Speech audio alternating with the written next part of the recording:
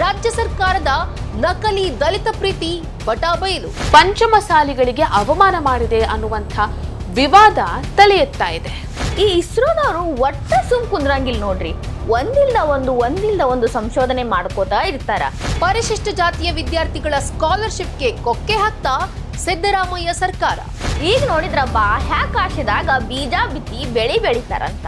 ಪಂಚಮಸಾಲಿಗಳ ವಿರುದ್ಧದ ಲಾಠಿ ಪ್ರಹಾರವನ್ನ ಬಿಜೆಪಿಯವರು ಖಂಡಿಸಿದ್ರು.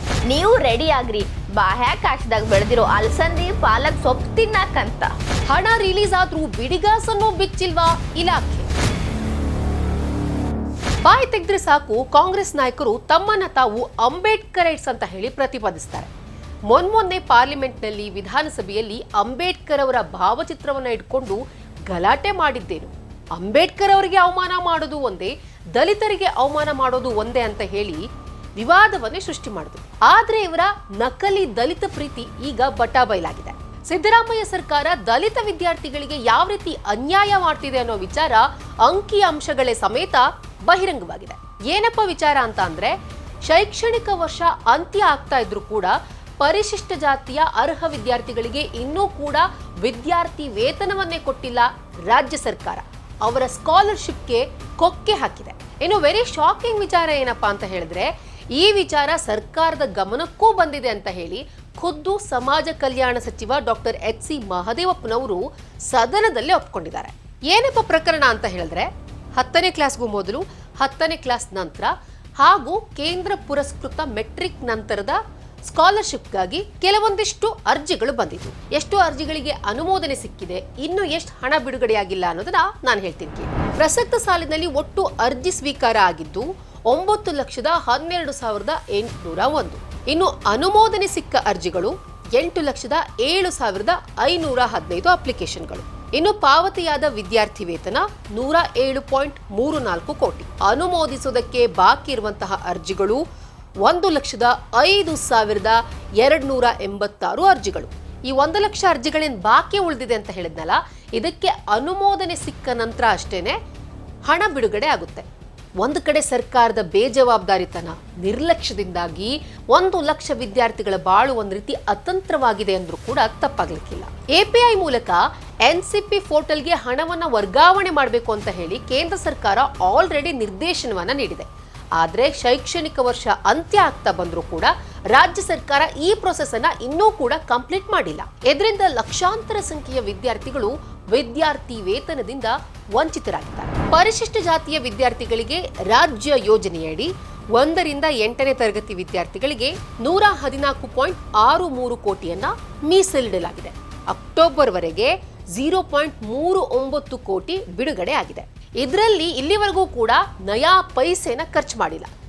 ಹಾಗೆ ಅಡುಗೆ ಮಾಡುವವರಿಗೆ, ಸಹಾಯಕರಿಗೆ ಗೌರವಧನವನ್ನ ಅಕ್ಟೋಬರ್ ವರೆಗೆ ಬಿಡಿಗಾಸನ್ನು ಕೂಡ ಬಿಚ್ಚಿಲ್ಲ ರಾಜ್ಯ ಸರ್ಕಾರ. ಸಿದ್ದರಾಮಯ್ಯನವರು ಬಾಯಿ ತೆಗೆದ್ರೆ ಸಾಕು ತಮ್ಮನ್ನ ತಾವು ಅಹಿಂದ ನಾಯಕ ಅಂತ ಹೇಳಿ ಬ್ರ್ಯಾಂಡ್ ಮಾಡ್ಕೊಂಡಿದ್ದಾರೆ. ತಾನು ಹಿಂದುಳಿದ ವರ್ಗಗಳ ನಾಯಕ ಅಂತ. ಆದ್ರೆ ಸೆಕೆಂಡ್ ಟರ್ಮ್ ಅಧಿಕಾರಕ್ಕೆ ಬಂದಾಗ ಹಿಂದುಳಿದ ವರ್ಗದ ವಿದ್ಯಾರ್ಥಿಗಳಿಗೆ ಬರೋಬ್ಬರಿ 39,000 ವಿದ್ಯಾರ್ಥಿಗಳಿಗೆ ಹಾಸ್ಟೆಲ್ ಸಿಕ್ಕಿರಲಿಲ್ಲ. ಇದಾ ನಿಮ್ಮ ದಲಿತ ಪ್ರೇಮ ಸಿದ್ದರಾಮಯ್ಯನವರೇ? ಇದಾ ನಿಮ್ಮ ದಲಿತ ಪ್ರೀತಿ ಎಚ್.ಸಿ. ಮಹದೇವಪ್ಪನವರೇ? ನಮ್ ಗಮನಕ್ಕೆ ಬಂದಿದೆ ಅಂತೀರಾ, ಸರ್ಕಾರಕ್ಕೆ ಇದ್ರ ಬಗ್ಗೆ ಗೊತ್ತು ಅಂತ ಹೇಳ್ತೀರಾ, ಆದ್ರೆ ಇದಕ್ಕೆ ಯಾಕೆ ಇನ್ನೂ ಪರಿಹಾರ ಕಂಡುಕೊಂಡಿಲ್ಲ? ಸಾಮಾನ್ಯ ಜನರ ಜೊತೆಗೆ ವಿದ್ಯಾರ್ಥಿಗಳ ಬಾಳಿನಲ್ಲೂ ಕೂಡ ಸರ್ಕಾರ ಯಾಕೆ ಚೆಲ್ಲಾಟ ಆಡ್ತಿದೆ? ನಿಮ್ಮನ್ನ ನೀವು ಅಂಬೇಡ್ಕರೈಟ್ಸ್ ಅಂತ ಹೇಳಿ ನಕಲಿ ಪ್ರೇಮ ತೋರಿಸೋ ಬದಲು ಪಾರ್ಲಿಮೆಂಟ್ ನಲ್ಲಿ ಬೀದಿ ಬೀದಿಗಳಲ್ಲಿ ಅಂಬೇಡ್ಕರ್ ಅವರ ಫೋಟೋ ಹಿಡ್ಕೊಂಡು ಅಂಬೇಡ್ಕರಿಗೂ ಅವಮಾನ ಮಾಡಿದ್ರು ಒಂದೇ, ದಲಿತರಿಗೂ ಅವಮಾನ ಮಾಡಿದ್ರು ಒಂದೇ ಅಂತ ಹೇಳ್ಕೊಂಡು ಆ ರೀತಿ ಪ್ರಿಟೆಂಡ್ ಮಾಡೋಕ್ ಹೋಗಬೇಡಿ, ನಕಲಿ ಪ್ರೀತಿ ತೋರ್ಸೋಕ್ ಹೋಗಬೇಡಿ. ನಿಜವಾಗ್ಲೂ ನಿಮ್ಗೆ ದಲಿತರ ಪರ ಪ್ರೀತಿ ಇತ್ತು, ಕಾಳಜಿ ಇದೆ ಅಂತ ಹೇಳಿದ್ರೆ ಈಗೇನ್ ದಲಿತ ವಿದ್ಯಾರ್ಥಿಗಳಿಗೆ ವಿದ್ಯಾರ್ಥಿ ವೇತನವನ್ನೇನು ನೀವು ಬಿಡುಗಡೆ ಮಾಡದೆ ಹಾಗೆ ಇಟ್ಕೊಂಡಿದ್ದೀರಲ್ಲ, ದಯವಿಟ್ಟು ವಿದ್ಯಾರ್ಥಿ ವೇತನವನ್ನ ಬಿಡುಗಡೆ ಮಾಡಿ ವಿದ್ಯಾರ್ಥಿಗಳ ಬಾಳಿಗೆ ಬೆಳಕಾಗಿ ಹೊರತು ಅವರ ಬಾಳ್ನಲ್ಲಿ ಚೆಲ್ಲಾಟ ಆಡೋಕೆ ಹೋಗಬೇಡಿ. ಇಷ್ಟೆಲ್ಲ ಮಾಡಿದ್ಮೇಲೆ ನಾವು ಅಂಬೇಡ್ಕರೈಟ್ಸ್ ಅಂತ ಮಾತನಾಡಿದ್ರೆ ಒಂದು ವ್ಯಾಲ್ಯೂ ಬರುತ್ತೆ. ನಮಸ್ಕಾರ.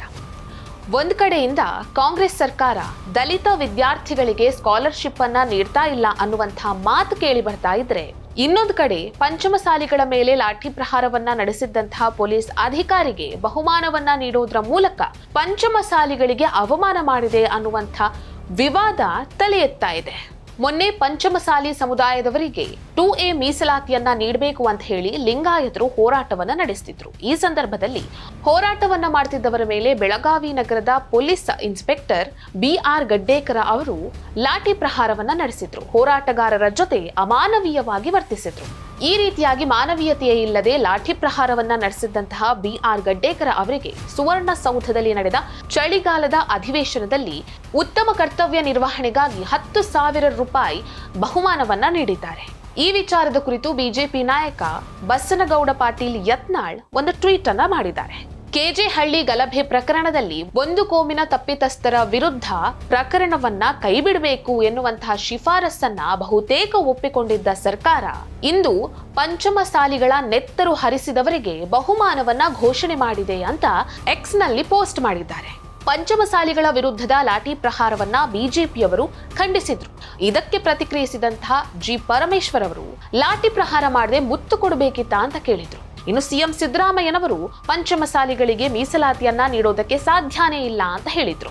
ಆದ್ರೆ ನಮ್ಗೆ ಪಾರ್ಲಿಮೆಂಟ್ ಲೆಕ್ಕಕ್ಕಿಲ್ಲ, ಸುಪ್ರೀಂ ಕೋರ್ಟ್ ಲೆಕ್ಕಕ್ಕಿಲ್ಲ, ನಮ್ಮ ಹಕ್ಕನ್ನ ನಾವೇ ಸಾಧಿಸಿಕೊಳ್ತೀವಿ ಅಂತ ಕೆಲ ಮೌಲ್ವಿಗಳು ಬೀದಿಗಿಳಿದು ಹೋರಾಟವನ್ನ ನಡೆಸಿದ್ರು.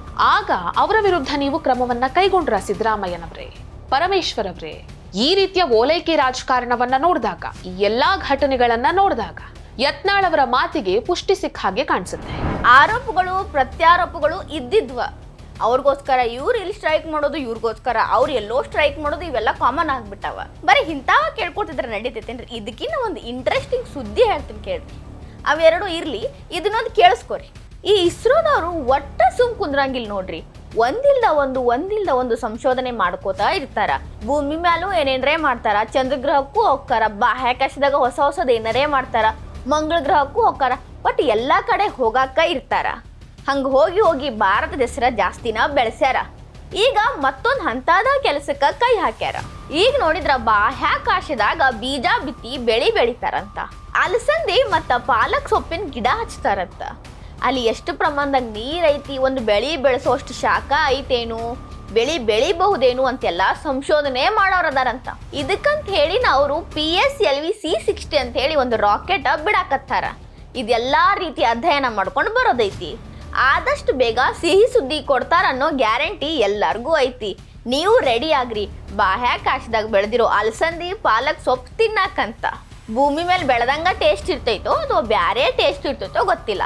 ಆದ್ರ ಇಸ್ರೋದವ್ರು ಏನೋ ಒಂದು ಮಾಡೇ ಮಾಡ್ತಾರೋ. ಇನ್ನೊಮ್ಮೆ ಭಾರತ ಹೆಮ್ಮೆ ಪಡುವಂತ ಕೆಲಸ ಮಾಡ್ತಾರ ಅನ್ನೋದಂತರೂ ಗ್ಯಾರಂಟಿ ಐತ್ ನೋಡ್ರಿ. ಈ ವಿಡಿಯೋ ನಿಮ್ಗೆ ಇಷ್ಟ ಆಗಿದ್ದಲ್ಲಿ ಲೈಕ್ ಮಾಡಿ, ಶೇರ್ ಮಾಡಿ, ಕಮೆಂಟ್ ಮಾಡಿ. ಇನ್ನ ಇಂಥವ್ ಹೆಚ್ಚಿನ ವಿಡಿಯೋ ನೋಡಕ ಹೊಸ ದಿಗಂತ ಡಿಜಿಟಲ್ ಚಾನಲ್ಗೆ ಸಬ್ಸ್ಕ್ರೈಬ್ ಆಗ್ರಿ.